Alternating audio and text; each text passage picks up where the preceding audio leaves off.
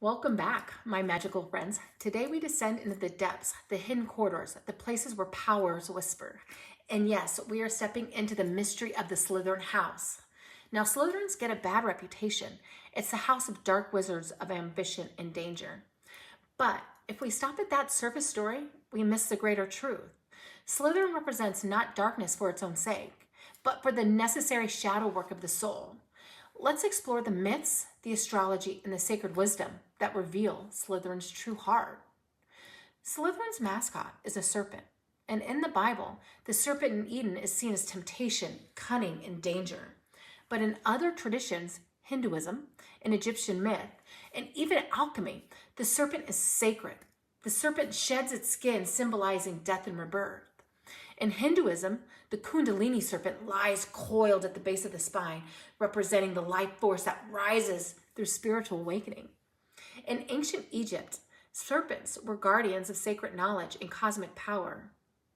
So the serpent isn't only danger, it's transformation. It challenges us to face our fears, shed old skins, and rise renewed. That's the deeper lesson of Slytherin. Salazar Slytherin, the founder, is painted as ambitious, cunning, and divisive. But what if we read him as the archetype of the mystic sorcerer, the one who guarded ancient secrets? He valued purity, yes, but perhaps what he truly sought was clarity, strength, and unbroken lineage of wisdom. Many spiritual traditions talk about guarding the temple or preserving the sacred flame. Salazar embodied that energy, the keeper of power who ensures it is not diluted. Astrologically, Salazar is a flavor of Scorpio, secretive, intense, and transformative. And Capricorn, ambitious, structured, protective of traditions. Together they create the archetype of the hidden master, the one who tests the soul. Slytherins resonate deeply with the water signs, especially Scorpio and Pisces, but with the sharp edge of Capricorn and even Pluto's rulership. Scorpio gives the ability to navigate shadows and uncover hidden truths. Pisces gives psychic depth and intuition, the ability to see beyond the veil.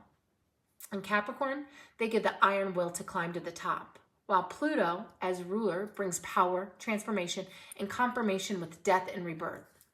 This is why Slytherin can be both feared and revered. They understand power. They're willing to walk where others won't. In the Gospel of Matthew, there's a line where Jesus tells his followers, "Be wise as serpents and innocent as doves." That line alone tells us serpent's wisdom is not inherently evil. It's about discernment, strategy, and survival. In the Taoist tradition, water is the strongest element because it flows around obstacles and wears down stone with patience. Slytherin's a water house carrying its truth. Power isn't always brute force.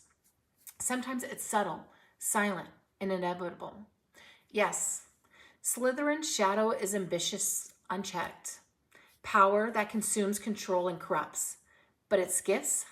Transformation, resilience, and mastery.